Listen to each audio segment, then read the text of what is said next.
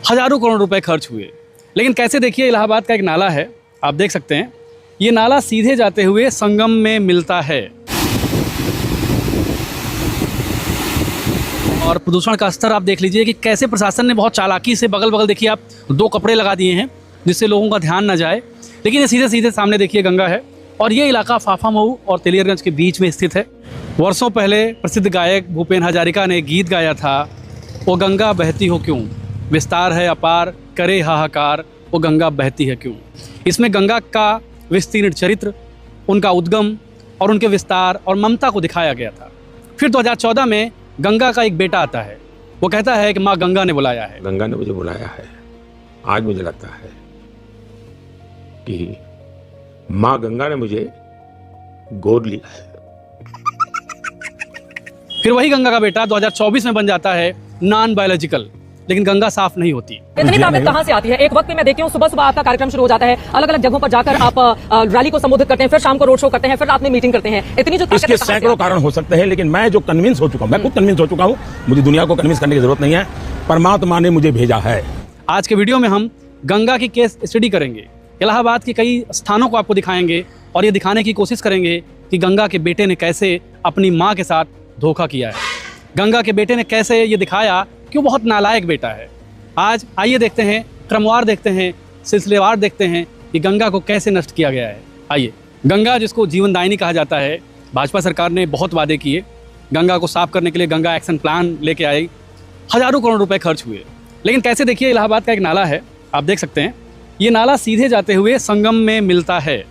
Interesting बात है कि इस नाले का जो पानी है उस पानी को प्योरीफाई नहीं किया गया है, बिना प्योरीफाई किए सीधे ये गंगा में मिल रहा है।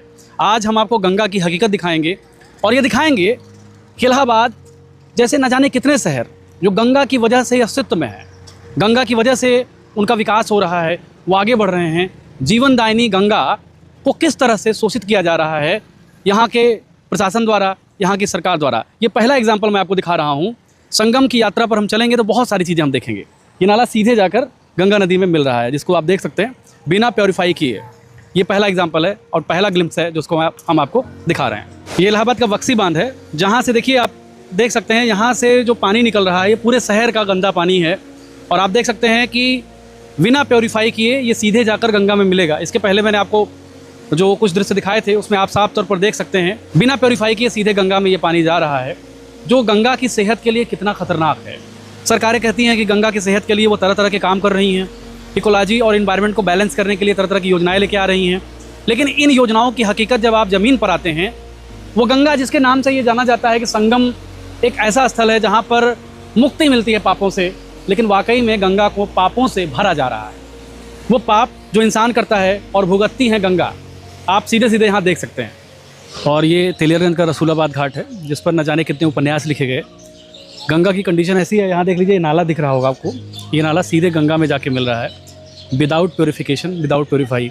ये शहर का नाला है और बहुत जगहों से पानी आप देख सकते हैं। पानी का रंग आप देख लीजिए, रंग देखकर आपको लग जाएगा कितना दूषित है, और ये सीधा गंगा में जाकर मिल रहा है। उधर दिखा दीजिए थोड़ा आगे तक, ये इसका आप देख सकते हैं किस तरह से नाले जो है नदी को प्रदूषित कर रहे हैं, उनको नुकसान पहुंचा रहे हैं। ये तीसरा एग्जाम्पल है जो हम लाइव दिखा रहे हैं आपको। इससे अंदाज़ा लग सकता है कि किस तरह से गंगा के साथ खिलवाड़ किया जा रहा है।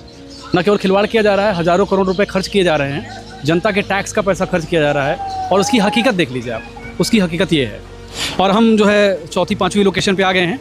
देखिए सीधे ये नाला है, शहर से निकल कर सीधा गंगा नदी में जा रहा है, और प्रदूषण का स्तर आप देख लीजिए कि कैसे प्रशासन ने बहुत चालाकी से बगल बगल देखिए आप 2 कपड़े लगा दिए हैं जिससे लोगों का ध्यान न जाए, लेकिन ये सीधे सीधे सामने देखिए गंगा है।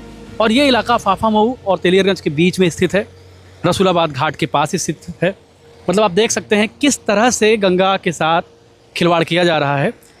इस तरह के न जाने कितने नाले इलाहाबाद में हैं, इस तरह के न जाने कितने नाले बनारस में हैं, इस तरह के न जाने कितने नाले कानपुर में है। कानपुर में तो जूते की फैक्ट्रीज़ हैं, आगरा में भी इस तरह की स्थिति देखने को मिलेगी जब नदियाँ प्रदूषित होती हैं। मतलब आपके घर से पानी निकलता है, गंदा पानी, और सीधे गंगा में प्रवाहित कर दिया जाता है without purification. Ganga action plan 1985 में आता है। गंगा एक्शन प्लान को जिस तरह से भाजपा सरकार में किसी ने कहा था मैं गंगा का बेटा हूँ, और गंगा के बेटे ने गंगा को जिस तरह से दूषित किया है, कोई भी माँ नहीं चाहेगी कि इतना नकारा नालायक बेटा पैदा हो। और इस बेटे की कारगुजारी देखिए कि कोई परिवर्तन, कोई चेंज नहीं आया है। तो आप देख सकते हैं ये स्थिति हम डायरेक्टली दिखा रहे हैं, जो बहुत चिंताजनक स्थिति है। वीडियो के अंत में हम धार्मिक लोगों से एक प्रश्न पूछना चाहेंगे। आप गंगा को माँ मानते हैं, लेकिन आपके घर का कूड़ा करकट सब कुछ गंगा में समा जाता है। आप सुबह शाम आरती करते हैं, लेकिन गंगा का एक तरह से शोषण करते हैं। यही हाल गाय का भी है। आप माता तो मानते हैं, लेकिन पुत्र का कभी आप दायित्व तो नहीं निभाते। तो आपसे सवाल है कि आखिर कब तक अपनी माँओं का शोषण इस तरह जारी रखेंगे? कब तक आंख मूंद कर किसी सरकार के भक्त हुए घूमेंगे?